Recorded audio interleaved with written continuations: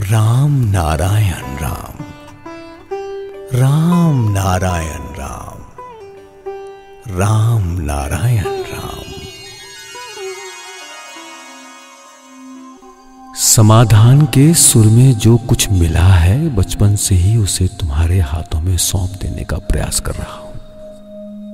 तूफान आज नया नहीं है। हर प्रकार की अवस्था को फेस करता हुआ आगे बढ़ता रहा हूं। कभी भी इस तूफान से छुटकारा नहीं मिला। कुछ नया देने की कोशिश करने पर हमेशा से ऐसा ही होता आया है। मेरे सामने कुछ अधिक ही आ रहा है। जब तक गणित का सही हल नहीं मिलेगा, सुर ताल लय में मेल नहीं होगा, तब तक ऐसी परेशानी तूफान मेरे जीवन में और समाज के जीवन में आते रहेंगे। समाज का भला, उसकी उन्नति ऐसे ही नहीं हो जाती।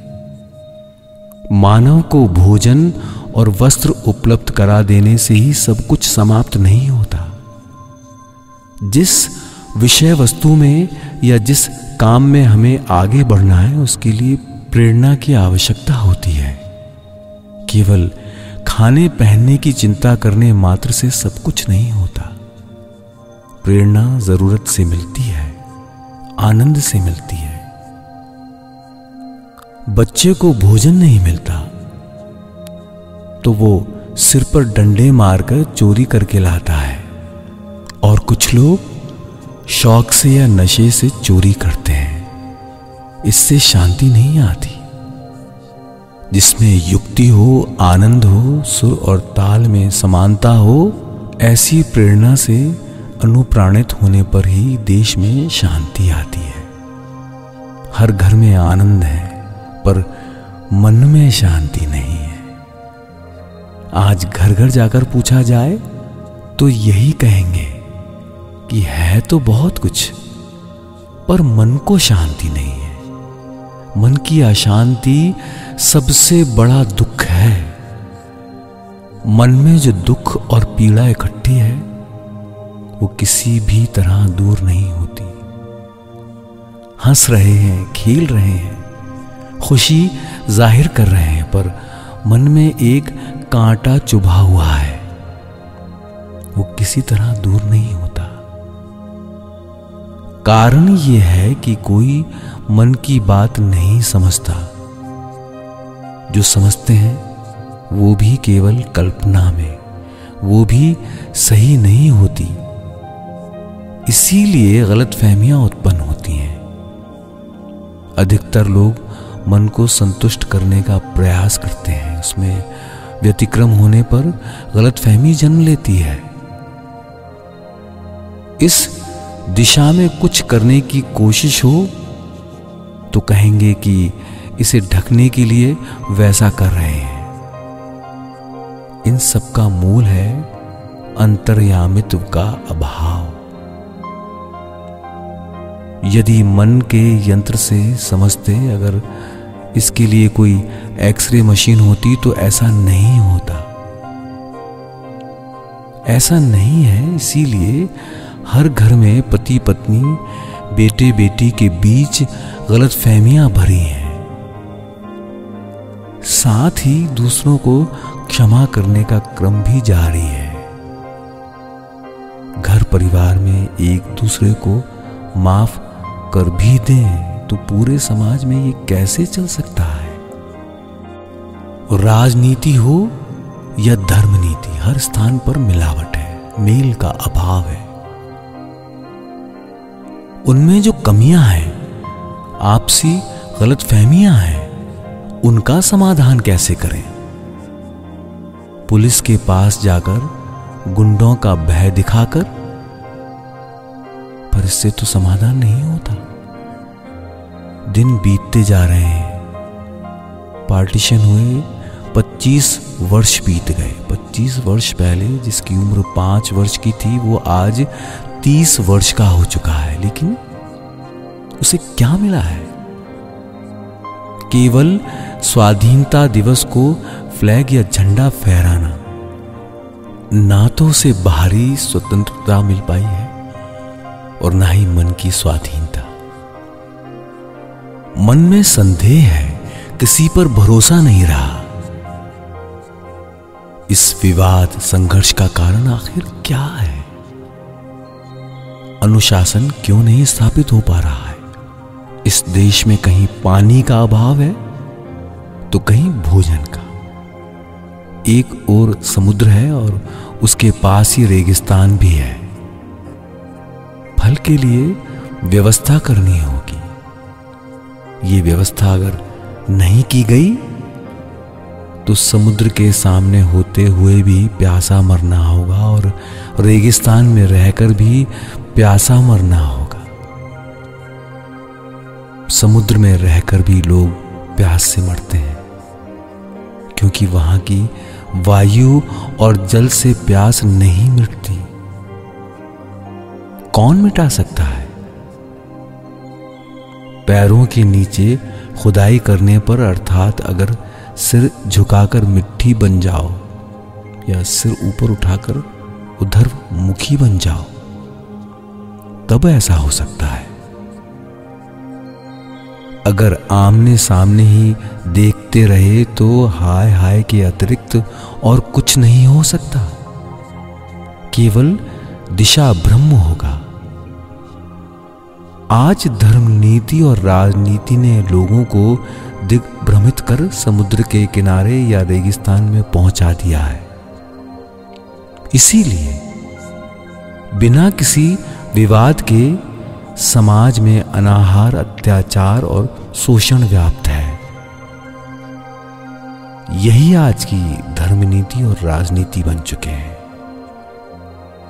मार, दंगा, ये नीति, वो नीति, इन्हें सुनीति नहीं कहा जा सकता।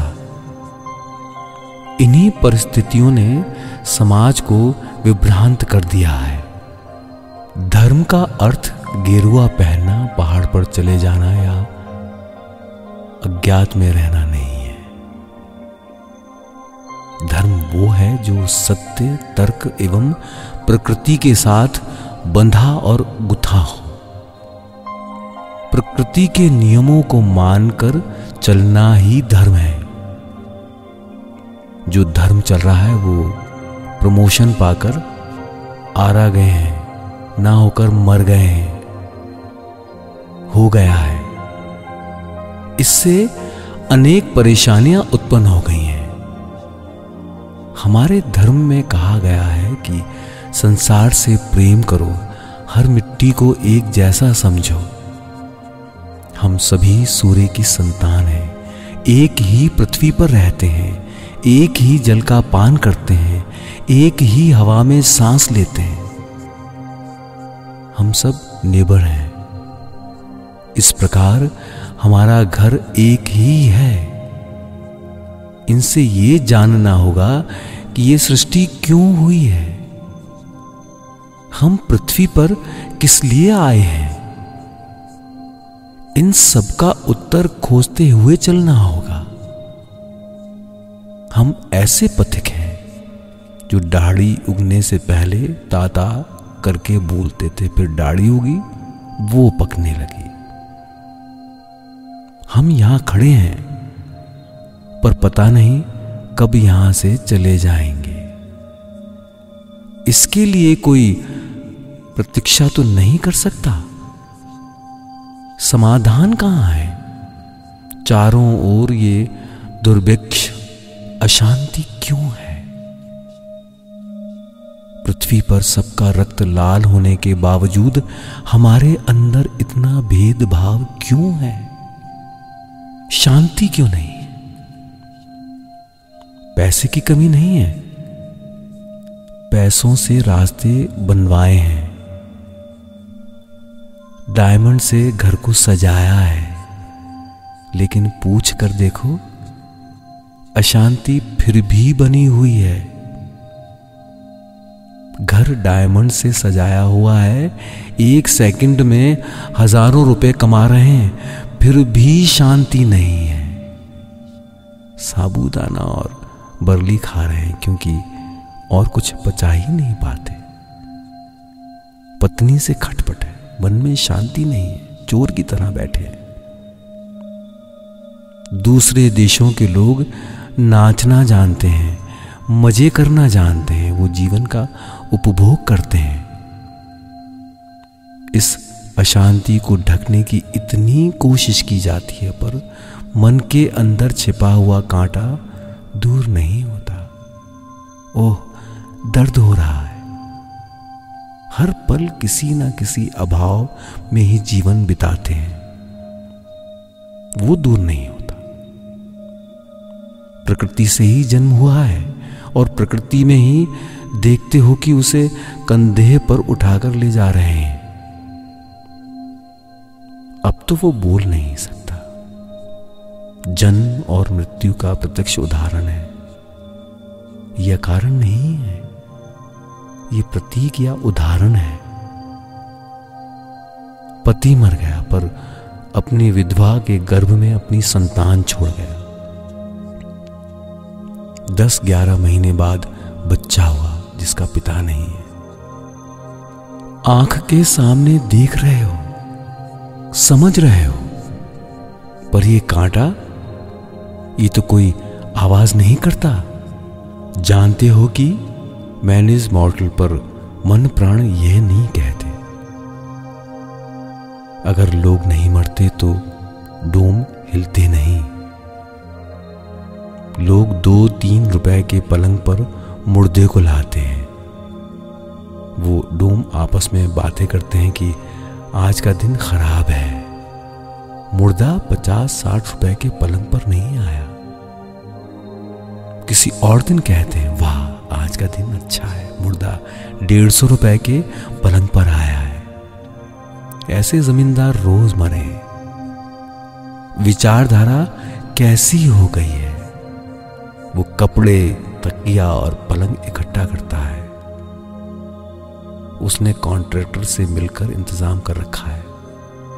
बेटा वही पलंग खरीद कर लाता है। घर लाकर देखता है कि उस पर लिखा है उमेश भट्टाचार्य। हम भी कभी कभी ऐसे गद्दे, रजाई और तकिए खरीद कर लाते हैं। देखो कैसा इंतजाम है। ये जो लोग झाड़ू लगाते हैं, पूछकर देखो इनके मन में कितना दुख है। इनके समाधान का सुर तुम्हारे पास नहीं है। कोई ऐसा केस नहीं है, विचार नहीं है, निंदा या प्रशंसा नहीं है जो ना मिली हो। सब मिलकर बोलेंगे राम नारायण राम, राम नारायण राम, राम नारायण राम। राम नारायण राम नारायण राम नारायण राम भजले। राम नारायण राम नारायण राम नारायण राम भजले। राम नारायण राम नारायण राम नारायण राम।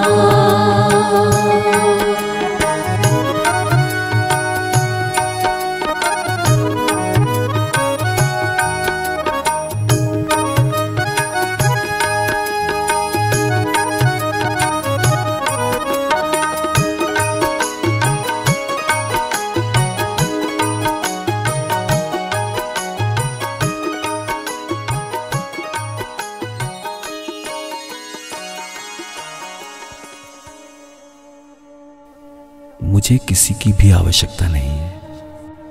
मुझे तुम्हारे साथ की जरूरत है। ये डे लाइट जो ठीक से जलने की जगह बार बार भभक रही है, इसके लिए एक पिन से इसे खरोंचने की आवश्यकता होती है। तुम्हें भी ऐसे ही एक पोकर के खरोच की जरूरत है। सब कुछ है, पंप कर रहे हैं, साफ कर रहे हैं, फिर भी नहीं चलती। जरूरत बस एक खरोंच की है। हमें भी ऐसी ही खरोंच की आवश्यकता है, और ऐसा होते ही हर ओर प्रकाश भर उठेगा। तब मृत्यु भी प्रकाशित हो उठेगी। दुख या मौत पर भी लगेगा, वाह कितना अच्छा है। पर आज ऐसा क्यों नहीं हो रहा है?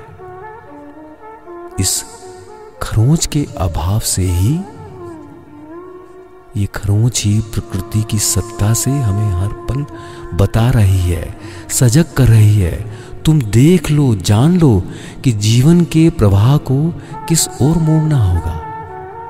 इसके बाद समझ लो। प्रकृति कहती है कि मैं पहले से ही ये नहीं बताना चाहती कि इसके बाद कुछ है या नहीं। इसी से समझ लोगे कि मेरे नियम, मेरे कानून, प्रत्यक्ष उदाहरण, सूक्ष्म अवस्थाएं, सृष्टि की अनेक वस्तुएं, पदार्थ, इसी से तुम सबको अच्छी तरह समझ सकोगे।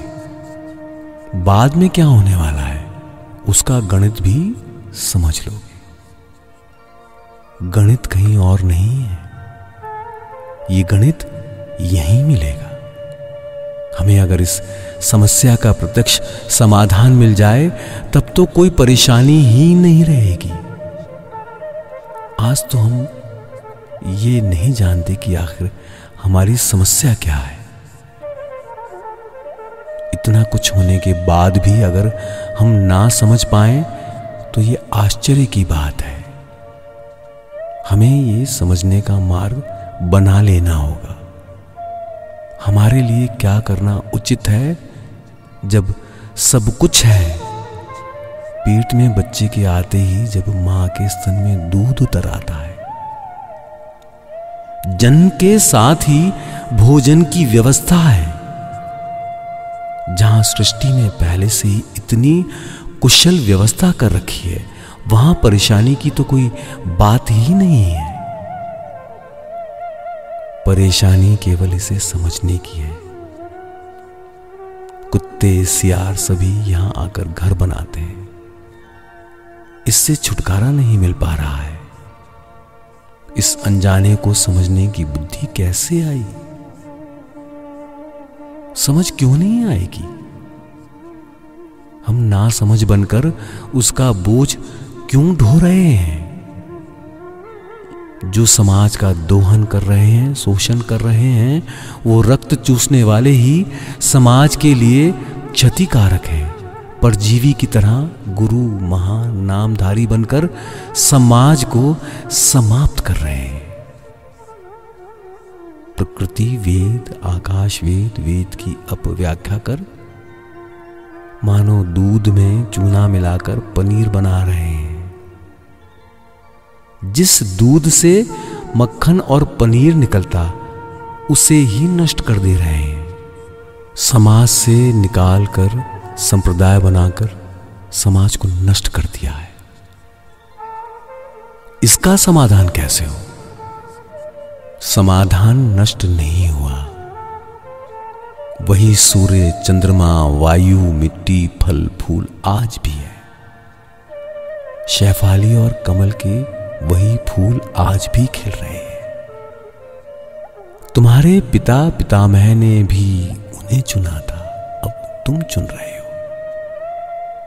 चुनकर माता के चरणों में चढ़ा रहे हो। ये तुम्हें हजारों वर्ष पहले की बात का स्मरण करा रहे हैं। फूल मुरझाकर बिखर जाते हैं, उसके बाद एक अन्य अवस्था आती है, लेकिन वो क्या है? वही मिट्टी है, वही जल है, वही चांद, आकाश, ग्रह है। केवल उस समझ को चला नहीं पा रहे हैं। प्रकृति का वेद अर्थ समझने पर अच्छा ही लगेगा, केवल चबाने से नहीं होगा। हम भ्रमर बनकर सबका आहरण करेंगे। समाज को शहद का छत्ता बनाना चाहते हैं, मधुमेह करना चाहते हैं। वो सुर हम जानते हैं। उस जाने हुए सुर से मधु का आहरण कर लाने पर सब मधुमेह होगा। वो आनंद कैसा होगा? वहां का कांटा निकलना चाहता है। जब निकल जाएगा तब तुम देखोगे कि किस तरह अपने आप को भूलकर सर्व सृष्टि सर्व जस्तु में डूब चुके हो। आकाश, सृष्टि, जल, मन, ज्ञान, विचार, सत्य और प्रकाश ही वेद है। वेद बाहर नहीं है। हम उससे मधु निकालकर ले आएं तो उसका क्या काम है? सूर्य का काम क्या है? आकाश का क्या कार्य है? अगर हम उनके उद्देश्यों को जानकर अपने जीवन में गूंथ लें तो हमारा जीवन भी प्रकाशमय मधुमय हो उठेगा। सूर्य का प्रकाश और वायु बिना किसी उद्देश्य के नहीं आते। इस जल, वायु, अनाज, प्रकाश को लेकर ही हमारा जीवन है। जब हम इनसे बंधे हैं तो इसके बाद हमारी क्या अवस्था होगी वो जान लेंगे।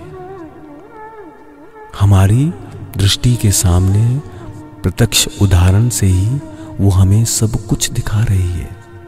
तुम देखो, समझो, सब कुछ तुम्हें सौंप दिया है, कल्पना में नहीं छोड़ा। बुद्धि, वृत्ति, काम और कंचन के माध्यम से सब समझा दिया है। सब रिक्त है, सब रिक्त हो जाता है। किसी को भी नहीं खो सकते।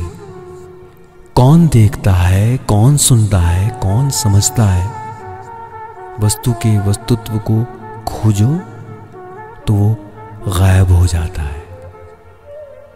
मुझे देखकर याद करो, मैं चेतन हूं या अचेतन। तुम देखो, उसके साथ सुर मिलाकर समझो। शिव ने देवऋषि से कहा, तुम अपने यंत्र को बजाओ, सुर ध्वनि दो। देखोगे कि सब अपने आप जागृत हो गया है, सबकी मीमांसा हो गई है। राम, नारायण, राम से आकाश का अर्थ बंधा है, उसकी व्याख्या इसी में है। वर्ण है और नहीं भी, है और नहीं भी। उन्होंने इसे सारे गामा की तरह मूल आधार के यंत्र से बांध दिया। वेद के मर्म को समझने में तुम खो जाओगे। केवल गान करो, ध्वनि दो, अभ्यास करो। देवऋषि, तुम जाओ, संसार को इसका मर्म समझाओ। बड़ी तकलीफ लेकर चल रहा हूं। अगर उस वेद को, उस सुर को ना जगाया जाए, तुम इस काम में लग जाओ। आघात, जेल, फांसी जो मिलता है मिले, तब मृत्यु अनिवार्य है। इसलिए टूट पड़ो, उस सुर को स्थापित करो, समाज को मधुमेह करो। तुम्हें हजारों प्रकार की बातें सुननी होगी, हजारों तकलीफों को सहना होगा। शैतान बनकर जन्म लेते तो ऐसा नहीं होता। सब मिलकर बोलेंगे, राम नारायण राम, राम नारायण राम, राम नारायण राम। राम